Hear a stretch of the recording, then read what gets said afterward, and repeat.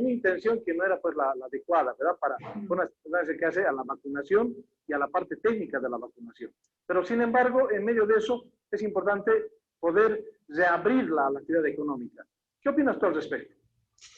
Es necesario reactivar a diferentes niveles, tenemos que reactivar la economía, pero al mismo tiempo cuidar la salud. Entonces, en esa disyuntiva, el gobierno o el CEDES, que planifica junto con las alcaldías o con la gobernación las medidas, tienen que tener a mano toda la disponibilidad de información necesaria. Por ejemplo, si sabemos que cuántas personas se están contagiando, entonces podemos tomar una medida específica, ¿no? Por ejemplo, el simple hecho de saber cuánto del personal de salud se ha contagiado, cuántos están muriendo, podríamos atacar con medidas de precaución hacia este sector. Entonces, es necesario. Pero también es necesario, por ejemplo, información como cuán rigurosa es la cuarentena, ¿no? Estas cuarentenas flexibles, estrictas por algunas horas.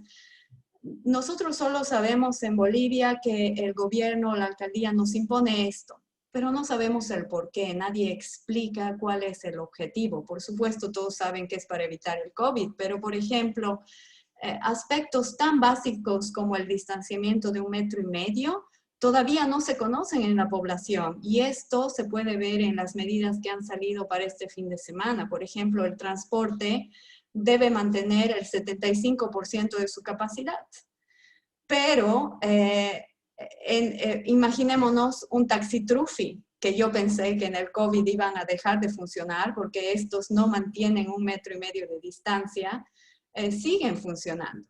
Y el que normalmente lleven pasajeros, digamos 8 personas en un taxi trufi y el 75% de la capacidad significa 6. Pero ¿y qué tal si el chofer dice, yo normalmente llevaba 9 y ahora voy a estar en 7? Entonces, eso realmente no mantiene el concepto básico de por qué hacemos medidas, el distanciamiento. Otro aspecto es las vacunas. No sabemos cuántas vacunas se están implementando, de qué marca, a qué grupo de la población, y hemos visto en los pasados días hay lugares que están vacíos y que no tienen gente a quien vacunar. Entonces, supuestamente estamos hasta perdiendo vacunas en un momento tan esencial. Y otros procedimientos como, por ejemplo, yo tengo COVID, ¿qué hago? Inmediatamente mucha gente se interna a un hospital, cuando perfectamente por su edad y por los síntomas puede curarse en casa. Pero muchos que se están curando en casa están recibiendo medicamentos, por ejemplo, de hospital, otro tipo de información, ¿no? Todo este paquete de antibióticos, todo este otro paquete de esto y esto. Y por si acaso, hasta dióxido de cloro están recetando. Entonces, hay una diferencia entre hospital y hospital para recibir el tratamiento que ya ahora, para estas alturas, debería ser casi homogéneo.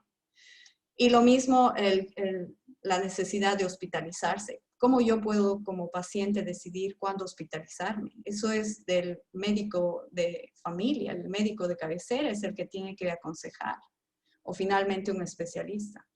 Pero hasta esos conceptos básicos no los tiene todavía la población.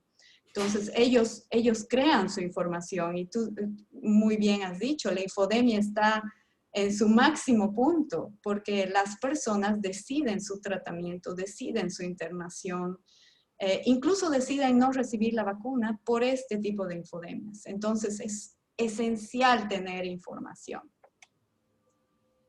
Tú sabes muy bien, querida Katia, que nuestro país es un país festivo, por no decir algo, ¿verdad? O sea, en tiempos normales pues había una fiesta devocional cada día en Bolivia, por lo menos una. A veces eran 2 o 3 en todo el país.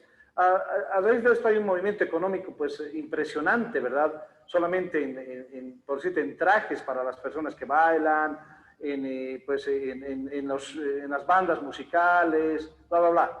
Y hay ciertos ritos, ¿verdad? Por ejemplo, el viernes de soltero, por ponerte un ejemplo. Y quiero poner las cosas sobre el tapete. En Cochabamba, por ejemplo, cesamos viernes y sábado desde las 19 horas, 2 horitas antes, para evitar, obviamente, estas reuniones sociales, ¿verdad? El domingo estamos saliendo hasta las 4, a ver si alcanza para el fútbol o no, etcétera. Pero este concepto, ¿no?, de salud y economía, pues me parece clave también que tome en cuenta estos aspectos que obviamente hay una población que depende de estas actividades. ¿Qué opinas tú? Por supuesto, en cada decisión que el gobierno local, nacional tome, es necesario hacer un análisis de costo-efectividad, que el costo de cerrar es tan elevado que puedo llevar a mi población a la pobreza y que luego esté en criminalidad, que lleve a más muertes, etcétera, más que el COVID. Entonces, es costoso. Siempre hay que pensar un poquito más allá de la salud. Entiendo que la necesidad ahora es controlar la pandemia, pero no debemos olvidar que la salud es integral. No solo es el bienestar físico y mental, sino también el bienestar social. Y esta necesidad, ahora en Bolivia, en países como Bolivia, que tenemos 7 de cada 10 personas trabajando por cuenta propia, entonces es inaceptable que todavía se sigan con las medidas del año pasado. La situación ha cambiado, incluso hay más vacunados. Hay que poner más, las medidas hay que ajustarlas más a la nueva realidad y eso no está ocurriendo en muchos países. Por ejemplo, muchos países están motivando el turismo porque eso trae dinero. En el caso de Bolivia, las medidas para ingresar y salir del país en Bolivia se han hecho en el mes de abril inicios y hasta el día de hoy no se han cambiado, cuando deberían también cambiarse cada 2 semanas. Pero eso necesita información, en qué situación estamos. Por ejemplo, en las medidas para los viajeros se necesita un PCR para los niños, cuando en el resto del mundo se ha verificado que los casos en niños son casi inexistentes, ¿no? No hay ni peligro ni nada. Entonces, si se va a tomar muestras a los padres, ya a los niños no, porque el costo en traumar a los niños pequeños con ese semejante test es mayor a lo que se va a conseguir como resultado de evitar que se contagie el COVID, pero si está con los padres que no tienen. Entonces, estas cosas, ¿no? Hacer siempre el balance entre qué vamos a ganar. Lo mismo en las empresas, los sectores, los diferentes rubros de la economía quieren la información para medir quién puede seguir trabajando desde casa porque es más sensible a tener el COVID y tener graves síntomas, y quién puede venir a la oficina y mantener las oficinas al 50% de la capacidad, etcétera. Pero todos necesitan reactivarse. Seguir cerrando y ser demasiado rígidos es quizás contraproducente, no solo para la economía, sino también socialmente, porque vemos que igual nadie respeta. Y entonces, ¿cuál es el respeto al gobierno y a sus normativas que dan, ¿no? Entonces, a veces tiene un efecto mucho más negativo que positivo. En el mundo hay un índice de medidas restrictivas, ¿no? De cuán fuertes han sido estas medidas, cuán estrictas. Bolivia no tiene información para empezar, pero los países que han tenido medidas menos estrictas, pero bien controladas, las pocas que han tenido, entonces están saliendo del problema muchísimo más rápido y sin impactos tan fuertes a la economía, como por ejemplo nosotros que no tenemos educación hasta el día de hoy, ¿no? Por todo lo que acabas de mencionar, entendemos que aquí el razonamiento técnico y profesional es clave, porque tiene que haber un director de orquesta, pero que sepa de qué estamos hablando, ¿verdad?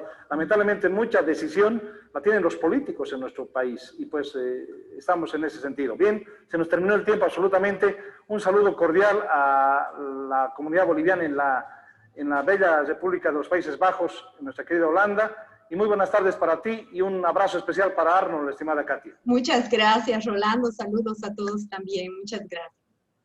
Bien amigos, y llegamos al final de esta edición de Enfoque a la Salud. Gracias por su atención y más que nunca les deseamos